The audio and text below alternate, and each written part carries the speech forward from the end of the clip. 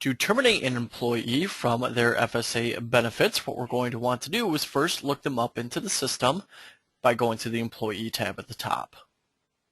Now, there are actually 3 spots within the system that we're going to need to terminate an employee depending on if you have a debit card or not. And the first spot is going to be the employee demographics over here on the left-hand side of the screen. Now here we can either search for the employee using the employee's ID, or we can select the advanced search here in order to search by the employee's name. So just let me pull up the correct company real quick. And then we can either pull up a full listing by just search when our company is pulled up there, or if we want to look up by a specific employee, we can put in their first name or their last name here as well. So the system does make a notation here that to please enter the complete full name or only the first letter of the name. So what I like to do, what I find is easiest, is to actually do the first letter of each of the names there, and then hit the search function. And the reason for that is, with certain names within the system, especially those that have suffixes or maybe hyphenated names and things like that, the system's going to want you to actually put in that entire last name, including all those suffixes and everything else like that. So it is a little easier just to search for the employee based on their first name and their last name, or the first letter in their first name and the first letter last name. And you may, of course, get other employees that pop up depending on what the initials are and everything like that. So you just would select the appropriate employee there, and you would be brought to the employee's screen here. Now, the first thing we're going to want to do is select the employee status box over here on the right-hand side, and we're going to want to mark them as terminated.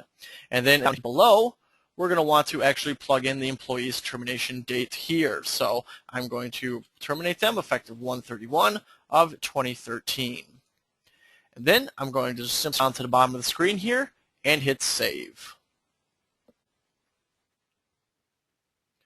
So next, what we're going to want to do is go back to the home screen. And then we're going to want to select the appropriate plan year here within, or the appropriate plan within the current plan year. Now, keep in mind that if you do have plan years and plans that cross over, you will need to terminate both of those plans. So once we actually select that plan,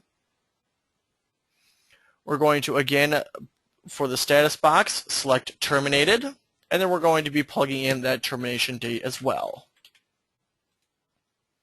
And then scrolling down to the bottom and hitting save. And then finally, if you have debit cards, we'll need to inactivate those as well. Going back to the home screen here underneath the employees section, here we can choose cards over here on the left-hand side and select the benefit card.